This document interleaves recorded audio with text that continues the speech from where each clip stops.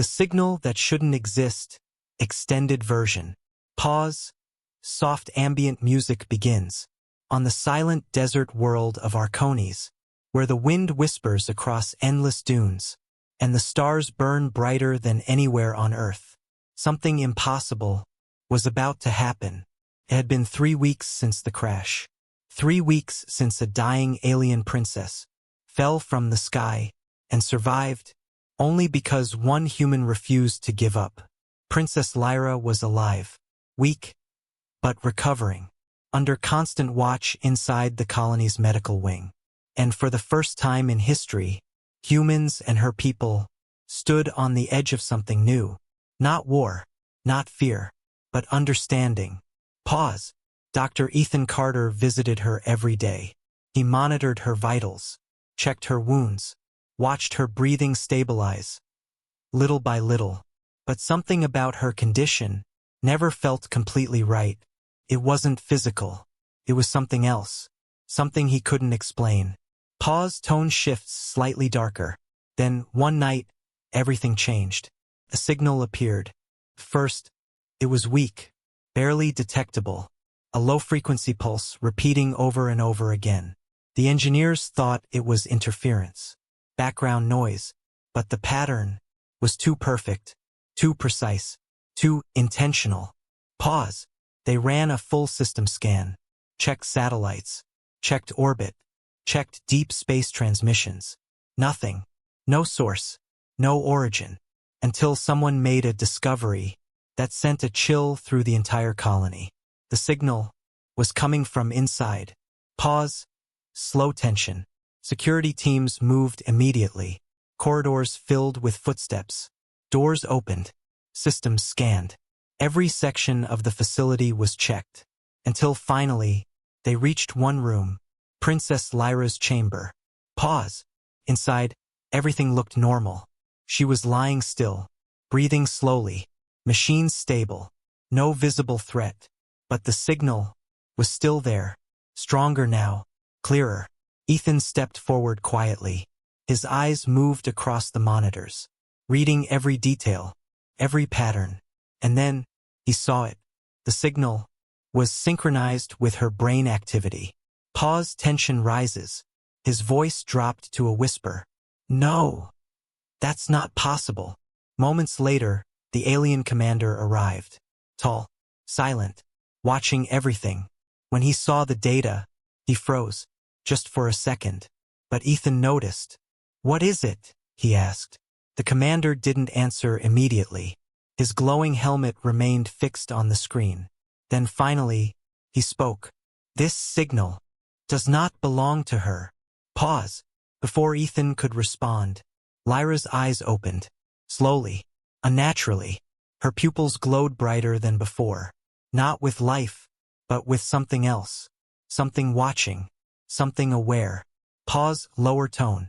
When she spoke, it wasn't her voice. You were not meant to find this. The room went completely still. No one moved. No one breathed. Ethan stepped closer. Carefully. Lyra, he said softly. Can you hear me? Her head turned. Slow. Mechanical. Precise. Lyra is irrelevant. Pause. Silence. The commander's voice cut through the tension. This is ancient. His tone had changed. Not just serious. Afraid. This signal is older than our civilization. Ethan felt something tighten in his chest. You're saying something is controlling her? The commander shook his head slowly. No. Something is using her. Pause. Suddenly, the lights flickered. Once, twice. Then everything went dark. Machines shut down. Screens died. The signal grew louder. Not just in the room, but everywhere. Pause. Chaotic energy builds.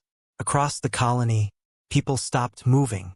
Some dropped to their knees. Others grabbed their heads, screaming, because the signal was no longer just a sound. It was inside them, inside their thoughts, inside their minds. Pause. But in the center of it all, one person stood untouched. Dr. Ethan Carter. Unaffected, uncontrolled, watching everything clearly. The commander turned toward him instantly. Why is it not affecting you? Ethan didn't have an answer, but he knew one thing. This wasn't about technology anymore. This was about something deeper. Pause. Emotional shift. He stepped closer to Lyra, ignoring the chaos, ignoring the fear. You're hurting her, he said firmly. The entity responded immediately. She is a vessel. Ethan shook his head, his voice calm, unshaken. No, she's a patient. Pause. He reached into his medical kit, pulled out a small device, simple, human-made, a neural stabilizer, designed for fragile minds, not alien entities, not ancient intelligence. But Ethan didn't hesitate. Pause, rising tension. That won't work, the commander warned.